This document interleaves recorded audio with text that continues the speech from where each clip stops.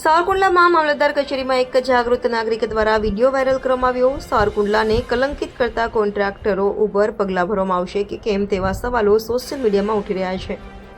સાવરકુંડલામાં નગરપાલિકાની નબળી કામગીરી સામે લોકો નારાજ થઈ રહ્યા છે, ત્યારે હાલ મામલતદાર કચેરીનો વિડીયો સામે આવ્યો છે।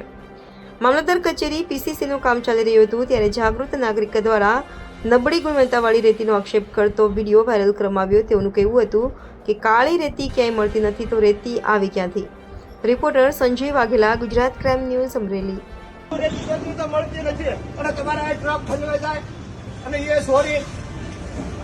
અમારી રેતી શોધવી તો મળતી નથી, ક્યાંથી રેતી આવી જાય છે સાહેબ? આયા પહોંચી જાય તો તમે કોઈ પૂછપરછ કરતા નથી। આ રેતી સોરીને આવે કેવી રીતે આયા? હે, આખા જિલ્લામાં તમને કોઈ પ્રતિબંધ છે, આખા જિલ્લાના ગામડાના કામ બંધ છે, અને તમારે અહીંયા ચાલુ રહે એ સોરી રેતી, અને રેતી હોય તો બરાબર છે। આવ ધૂળ માટીમાં, માટી 100% માટી, અને તમે બધા આ જોઈ લો, આ બધા આ દેશનું શું થશે? આ પરિસ્થિતિ હશે તો ચાલે નહીં સાહેબ? આ પરિસ્થિતિ આ સાહેબ સવારનું બતાવો, અહીંયા આવો સાહેબ, અહીંયા આવો, આ સવારની બાકી આવો તો સાહેબ, 1 મિનિટ આવો।